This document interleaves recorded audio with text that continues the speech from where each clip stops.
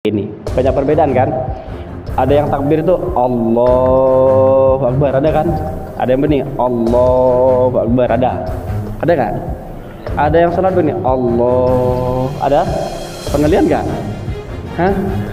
Allahu Akbar begitu ya. Ada yang begini Allah umpama Allahu Akbar, ada? Ada Allahu Akbar, ada yang di sini. Nah itu, ini kan jadi pertanyaan. Kan terus kemarin pun ada yang tanya teman begini, gimana kalau seumpama kita belajar di YouTube? Kan belajar juga, boleh nggak? Ini orang sholat apa ajan ya? Allah, bisa ajan kan? Ini nggak usah lama-lama. Dia itu mungkin ketika takbiratul ihram itu pengen konsentrasi banget. Allah, ada juga kayak di kampus ya. Allah, Allah, Allah, Allah, sampai begitu ada. Assalamualaikum warahmatullahi wabarakatuh. Bismillahirrahmanirrahim. Alhamdulillahirabbil alamin wa bihi nasta'inu ala umur dunya waddin. Wassalatu wassalamu ala asyrafil anbiya'i wal mursalin wa ala alihi wa ashabihi wa man tabi'ahum bi ihsanin ila yaumiddin, amma ba'du. Amin. Hadirin para jamaah yang dirahmati oleh Allah. Nah, tadi saya lihat statusnya DKM itu materinya fikih. Akhirnya saya bawa kitab fikih. Kitabnya itu karangan atau susunan Profesor Dr. Wah Al-Ustad Al-Alim Asy-Syaikh, yaitu Al-Wahbah Az-Zuhaili. Kitabnya ini namanya Al-Fiqhul Islami. Kalau ada 11 jilid seperti ini. Nah, awalnya saya pengen baca kitab At-Targhib wa Tarhib, hadis tentang keutamaan mencari ilmu. Cuman sebelum baca kitab ini, mungkin yang saya bahas nanti akan sholat. Soalnya sholat itu ketika perhatiin, kita kan banyak yang begini, banyak perbedaan kan? Ada yang takbir itu Allahu Akbar, ada kan? Ada yang begini Allahu Akbar, ada kan? Ada yang sholat begini Allah, ada? Pernah lihat nggak? Hah? Allahu Akbar begitu ya. Ada yang begini Allah umpama Allahu Akbar, ada? Ada Allahu Akbar, ada yang di sini. Nah itu, ini kan jadi pertanyaan. Terus kalau nunjuk itu ada yang Allahu Akbar langsung nunjuk gerak-gerak. Nah, ada kan yang gerak-gerak, ada yang nggak gerak-gerak, ada yang illallah baru nunjuk, ada ketika at-tahiyat itu langsung nunjuk. Nah ini palingan nanti kalau ada waktunya. Ya minimal takbir lah, kita kupas nanti takbir. Cuman sebelum itu saya tadi sempat mencatat dalam kitab At-Targhib wa Tarhib tentang keutamaan mencari ilmu. Nah, paling saya baca 4 hadis lah. Habis itu baru baca fikihnya ya. Biar kita semangat ngajinya. Jadi ngaji itu keutamaan apa aja gitu. Yang pertama ialah hadis yang diriwayatkan oleh Imam Bukhari Muslim. Berarti ini hadisnya sahih. Ini saya ngambil dari kitab At-Targhib wa Tarhib juz 1. An Muawiyah qala Rasulullah man yuridillahu bihi khairan yufaqihu fiddin. Barang siapa yang dikehendaki baik oleh Allah maka yufaqihu fiddin, orang tersebut tentunya paham atau fakih mengenai ilmu fikih, ilmu agama. Berarti kalau pengen paham ilmu agama tentunya dia akan belajar. Nah, ketika kita senang terhadap ilmu agama, kita bahagia ketika kita belajar ilmu agama, berarti salah satunya tandanya oleh Allah dikehendaki baik.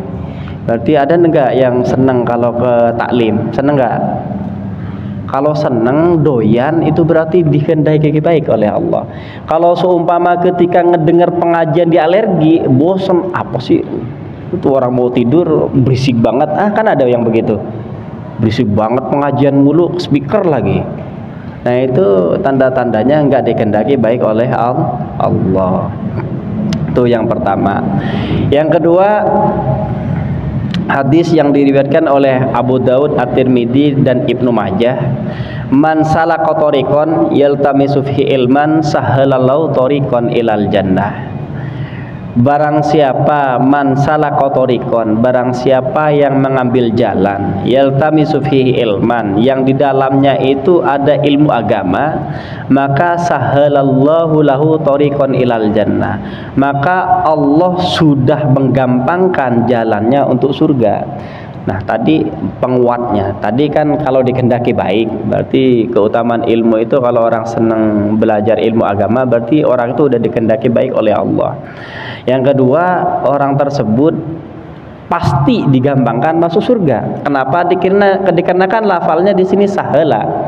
Kalau sahala itu kan fi'il madhi. Kalau fi'il madhi berarti kan sudah zamannya, sudah digampangkan, berarti pasti digampangkan masuk surga. Nah, bagi kita mudah-mudahan, saya juga mudah-mudahan digampangkan. Kita kan sama-sama berdoa ya. Bisa jadi nih kis yang pembicara kan banyak emang.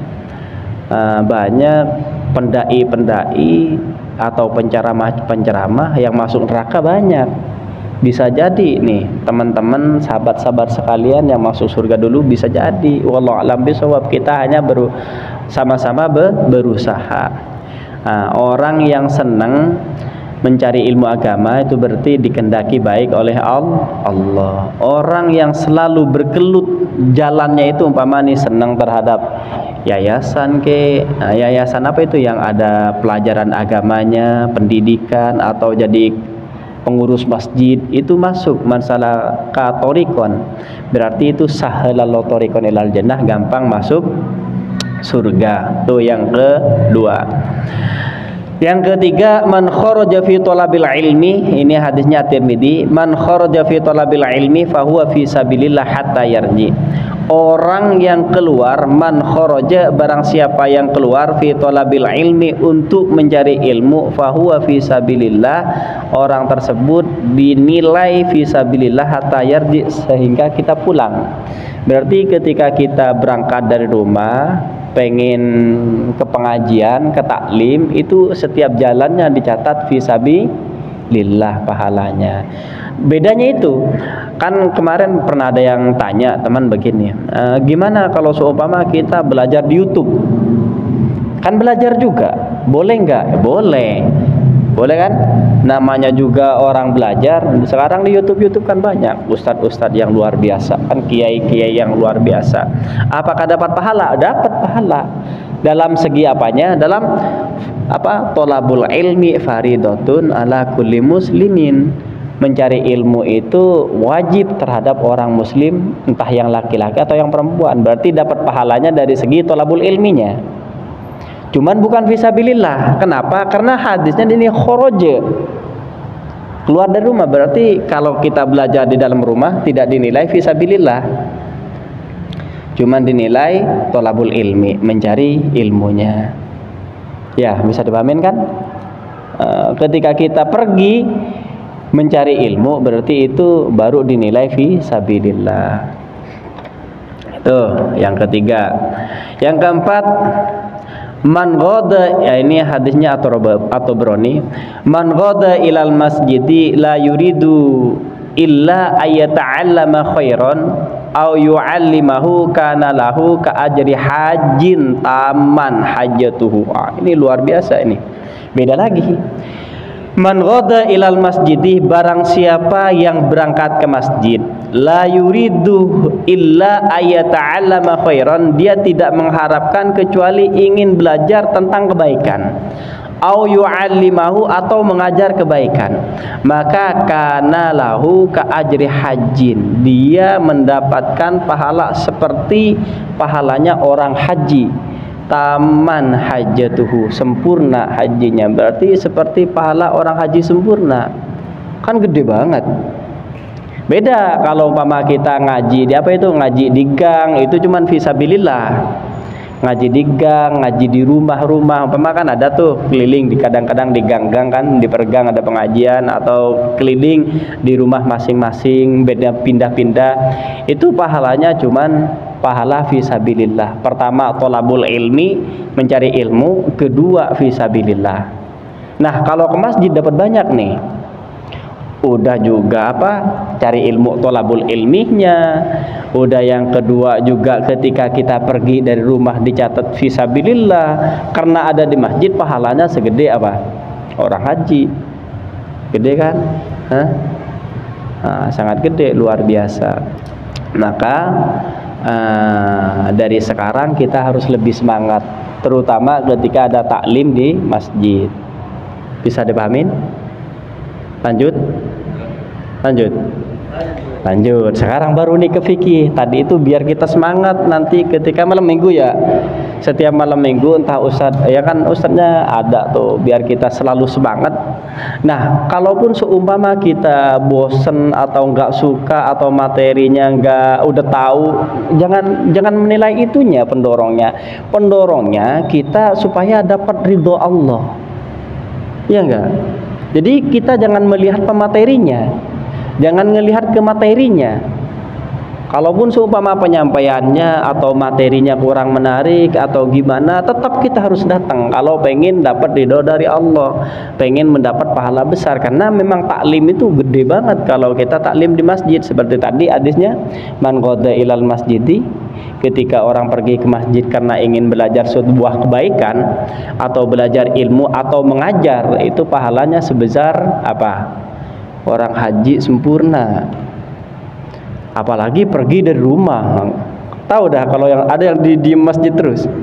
Nggak ada ya. Tentunya ada tempat lain kan. Kalau ada yang jauh, mana yang paling jauh? Nggak ada, dekat semua. Itu setiap langkahnya dari rumahnya itu udah dicatat sama Allah fisabilillah.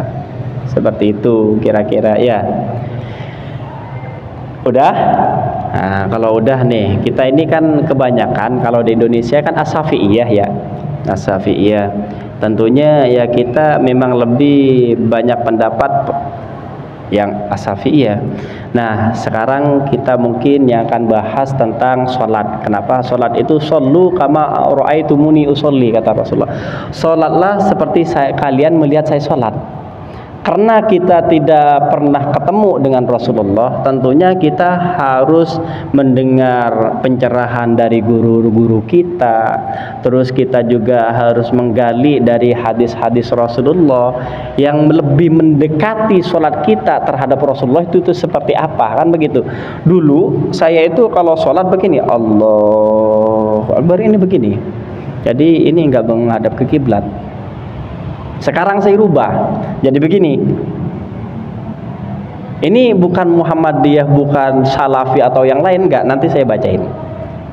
Ternyata ini belum saya baca ya. Ternyata kalau yang sejajar dengan bahu dalam kitab ini dan keterangannya itu adalah pendapatnya Imam As-Syafi'i dan Imam Malik, itu sejajar dengan bahu. Ini sejajar dengan bahu. Allahu Akbar, menghadap kiblat. Allahu Akbar. Itu pendapatnya Imam Malik dan Imam As-Syafi'i. Hadisnya itu muttafaq alaih, rawahu Bukhari Muslim, yang sejajar dengan bahu. Adapun yang saya begini, Allahu Akbar, ini sejajar dengan ini, hadisnya itu perawi Muslim. Itu pendapatnya Abu Hanifah. Yang begini itu Abu Hanifah. Ternyata yang sejajar dengan kuping ini kan begini kan. Kalau kita belajar di guru-guru kita ketika di pesantren ya begini semua, hampir sebegini semua. Itu pendapatnya Abu Hanifah. Nah, pendapatnya Imam Hambali sama-sama boleh. Kenapa? Karena sama-sama ada hadisnya. Sama-sama ada hadisnya. Jadi boleh begini, boleh begini. Aku yang nggak dapat itu yang begini. Allahu Akbar. Itu belum dapat saya hadisnya. Dari mana itu? Pendapat ulama yang mana saya juga bingung. Ada nggak yang Allahu Akbar? Ada? Kalau yang begini Allah, itu katanya biar setan bingung. Bingung katanya kalau diputar-putar. Cuman kalau hadisnya dan pendapat ulama nggak ada, Kak. Nah, itu yang bid'ah. Ngarang-ngarang sendiri biar setan bingung, akhirnya Allahu Akbar, ada kan? Tapi jarang sih, jarang. Tapi kalau begini ada. Allahu Akbar apa? Itu nggak sejajar sama. Soalnya ini harusnya menghadap kiblat. Tangan ini bukan begini ya. Kalau begini ini nggak menghadap kiblat. Ntar kita baca hadisnya tidak ada di kitab ini. Kenapa?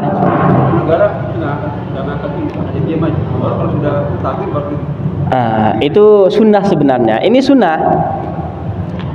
Ini menurut para ulama bahwa sholat kalau Syiah itu kan memang nggak ngangkat begini, enggak ya? Langsung Allahu Akbar gitu ya.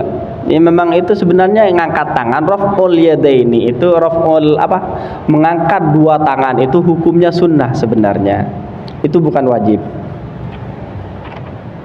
Nah, raf'ul yadaini litahrimi itu adalah sunnah, la khilafa fi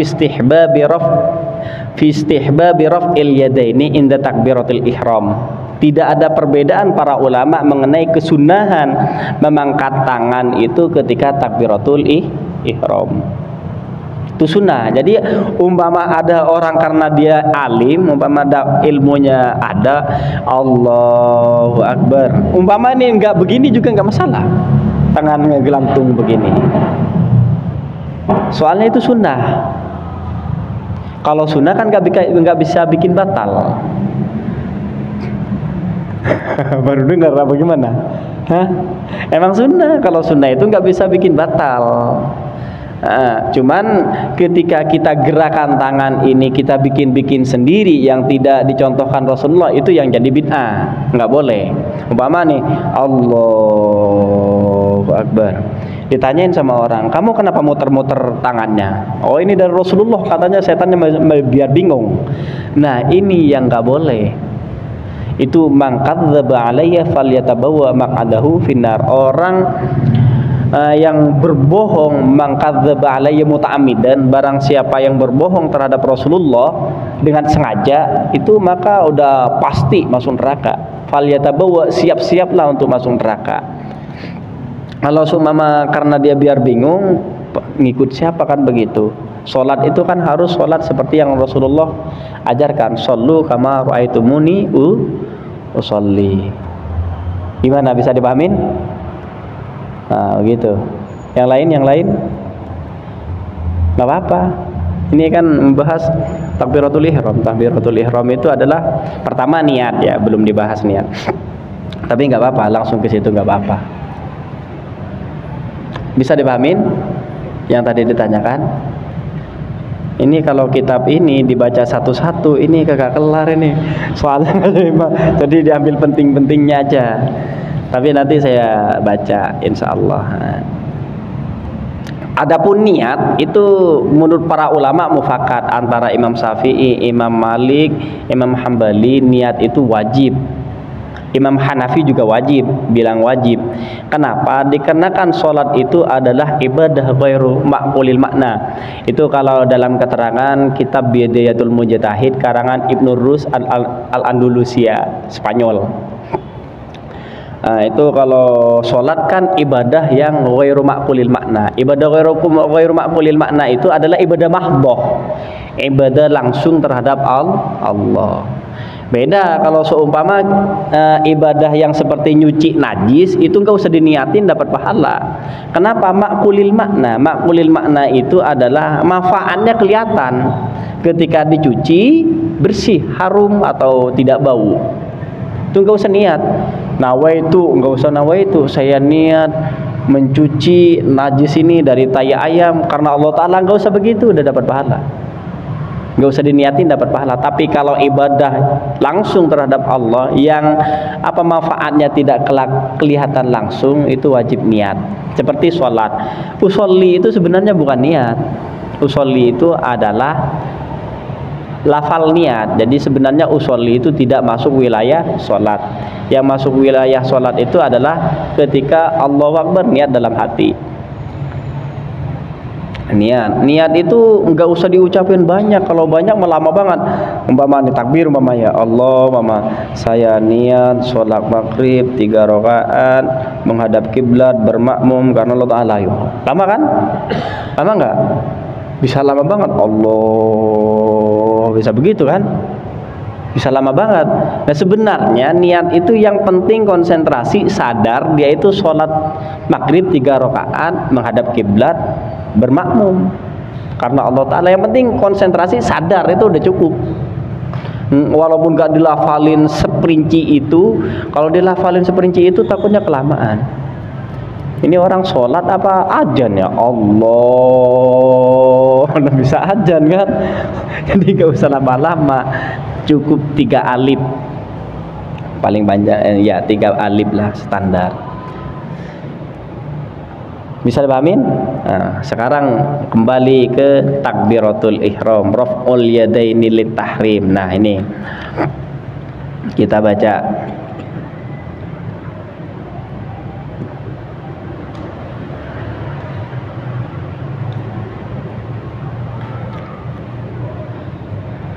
Ah, ini kalau pendapatnya Imam Malik, wadzalika hawwa mangkibaini. Jadi kalau menurut Imam Malik itu sejajar dengan kedua bahu, indal Malikiyah was Syafi'iyah. Kalau menurut indal Hanabilah itu memilih dua-duanya, yaitu bisa ini begini, bisa hawwa mangkibaini. Kalau menurut siapa? Menurut Imam Hambali. Kenapa Imam Hambali itu berpendapat demikian, sama-sama boleh? Biar hadisnya nggak bertentangan, karena hadisnya sama-sama ada, sama-sama sahih. Akhirnya menurut Imam Hambali boleh. Ya sebenarnya kalau menurut kita sih kayaknya boleh juga, karena Rasulullah kan sama-sama mempraktekkan. Pernah begini, berarti memang sama-sama boleh, nggak ada yang salah. Kan kita rata-rata lah kalau di Indonesia itu memang sejajar dengan kuping ya. Yang sejajar dengan bahu itu kalau saya lihat-lihat itu biasanya salafi, tapi kebanyakan salafi kadang-kadang lihat begini, jadi nggak sampai sejajar dengan bahu. Nah, ini nih sejajar, itu pendapatnya Imam Syafi'i dan Imam Malik, tapi itu sebenarnya sama-sama boleh. Nah, dalilnya ini, dalilnya wadalilu Hanafiyah, dalilnya Imam Hanafi ialah hadis Wa'il bin Hajar. Ini hadis Wa'il bin Hajar, perawinya siapa? Nomor 3 rawahu Muslim. Benar kan? Rawahu Muslim. Annahu ra'an nabiyya rafa'a yadayhi. Bahwasanya Wa'il dia melihat Rasulullah itu rafa'a yadaini, dia mengangkat kedua tangannya hina dakhala fi sholati, ketika sholat, wa kabbara wa saffa huma hiya la udhunaihi, kan yo, mengangkat kedua tangannya itu sampai sejajar dengan kedua kuping, sampai sejajar dengan kuping. Nah, di sini hadisnya lain menerangkan nomor 4, ini rawahu Ahmad. Di sini hatta takunu ibhamuhu hada a'udhunaihi. Nah, jadi ini ibu jari ini begini, begitu. Ini menurut pendapatnya siapa? Pendapatnya Abu Hanifah. Dalilnya itu hadis Wa'il. Ya berarti yang kita praktikkan itu benar begini. Cuman kita harus akui bahwa pendapat itu sebenarnya ketika kita telusurin itu bukan pendapatnya Imam Syafi'i, pendapatnya Abu Hanifah. Cuman sama-sama ada hadisnya, sama-sama ada hadisnya rawahu Muslim. Dan gak kaget, lah kamu ini kok niru Imam Abu Hanifah bukan Imam Syafi'i, lah kata siapa? Dan gak begitu, sama-sama ada hadisnya. Ini dalilnya Imam Abu Hanifah. Adapun dalilnya ada juga nih. Wa dalilu Syafi'iyah wal Malikiyah, yaitu hadis Ibnu Umar radhiyallahu anhuma annahu sallallahu alaihi wasallam kana yarfa'u yadayhi hawwa mankibaihi idza iftataha shalatah. Tuh kan? Jadi menurut hadis Ibnu Umar, ini pendapatnya Imam Malik dan Imam As-Syafi'i, karena yarfa'u yadaihi, Rasulullah itu mengangkat kedua tangannya hadwa mangkibaihi, sejajar dengan kedua bahu, idza iftatahas sholata, ketika Rasulullah membuka sholatnya, memulai sholatnya. Hadis muttafaq alaih. Nah kan, ada kan, ternyata sejajar dengan bahu. Nah, kita boleh pakai yang Imam Abu Hanifah atau pakai Imam As-Syafi'iyah dan Al-Malikiyah. Kalau saya pribadi, karena hadisnya lebih kuat, saya pakai milik Imam As-Syafi'i dan Imam Malik, karena hadisnya muttafaq alaih. Antara Imam Muslim dan Bukhari, Imam Bukhari itu sama-sama ada. Kalau yang hadisnya Abu Hanifah itu cuman dipakai siapa? Itu cuman hadis Muslim, sama-sama sahih sih. Makanya karena sama-sama sahih, ini menurut pendapatnya Imam Hambali tadi di atas diterangkan, itu sama-sama boleh. Karena hadisnya sama-sama ada, biar tidak bertentangan. Berarti itu hadis itu saling melengkapi, sama-sama boleh. Kalau saya pribadi ya karena menurut saya hadisnya lebih kuat Imam Syafi'i. Saya kan As-Syafi'i ya. Ngikutin Imam Syafi'i. Dulu sama kita kalau sholat begini, Allah. Ini nggak menghadap kiblat lagi. Allahu Akbar begitu. Tapi ketika baca hadisnya pendapat ulamanya begini lebih kuat, berubah. Bismillahirrahmanirrahim.